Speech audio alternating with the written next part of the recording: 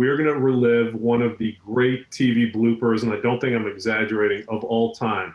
If you Google Hanukkah blooper, it is still the first thing that shows up. Millions of people have seen this. With us today, Nanette Hobson, the CEO of Montgomery Community Media, my boss, and who was the producer of that live shot, and Richard Scher, who was a star of that live shot, along with the rabbi and the great Gary Turner. So let's go to Richard. What were you thinking at the time this was happening? And we're going to play the video, but what were you thinking as the little kid starts messing around in the background? Well, I was thinking this is one hell of a great live shot. My gosh. I mean, when you have a rabbi and his wife, his beautiful wife, standing on the side, and you have one brother harassing the other brother. A contemporary form of religious tyranny. We both realized what just happened, that we made television history. I mean, this became President Reagan's favorite television moment. And this appeared on every blooper tape you can imagine. Yes, it did. Yes, it did. And they had the kids back on, I don't know, What's My Story or some show, gave them partial scholarships. Did they really? Oh, yeah. I never knew that. So now, Richard, why is it that you knew it was gold, and in the moment I thought I was going to get fired when I left the control room that day? What did you call it? Carol Kummer was the photographer at the time. Mm-hmm. It was absolutely fabulous local TV. Yes, it was. To think that Herschel would become a victim of an assault by his brother Marshall, and just have his yarmulke pounced on his head, smashed into his face. I mean, this became history. I mean, it shows up every Hanukkah since 1979. And his mother, who was trying to reach him and give him the stink eye, but it did not work. Yeah, she tried to keep reaching over to she tried. Whack him in his backside or the back of his head. And of course, the rabbi's talking about the death of the Jews at the hands of the Assyrians, and you're seeing this go on. Fabulous. Just terrific. So Nanette, I want to know, so you're the producer and you touched on this. So you're thinking about if you're going to have a job. I really want to know what's going through your mind. Well, let me just say, working with Richard was always an adventure. And so here we were having this adventure. And you know, Hanukkah time and the holidays are slow in newsrooms. So this live shot, as I recall, Richard, was something that we put together at the last minute to fill about, 4 minutes of an hour-long broadcast. And here it turned into this fiasco.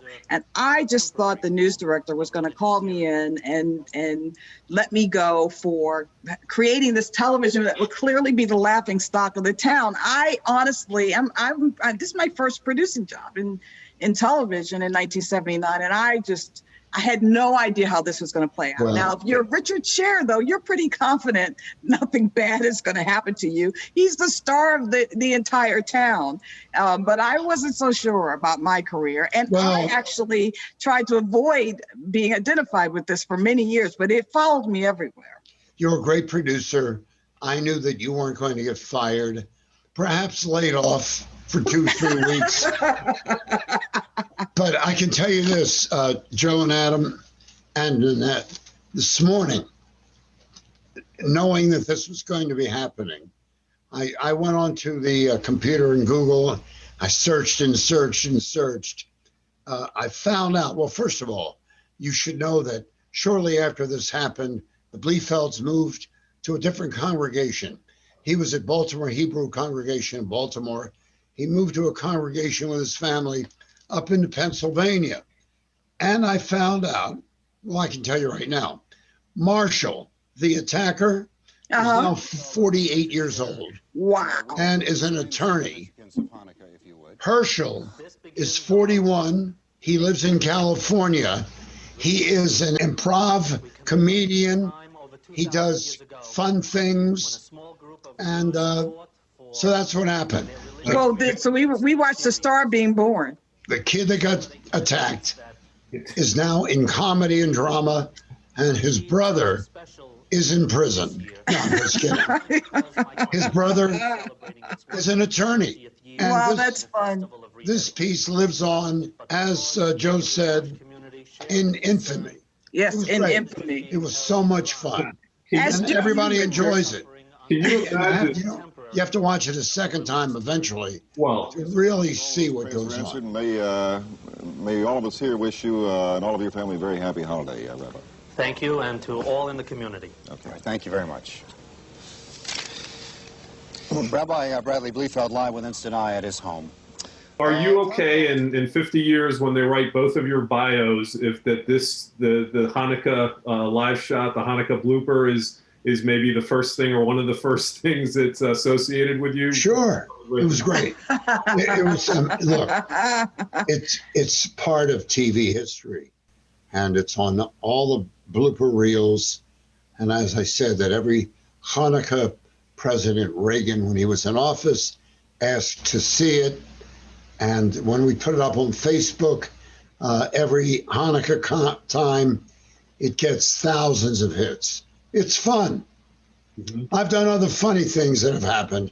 Some I can't talk about.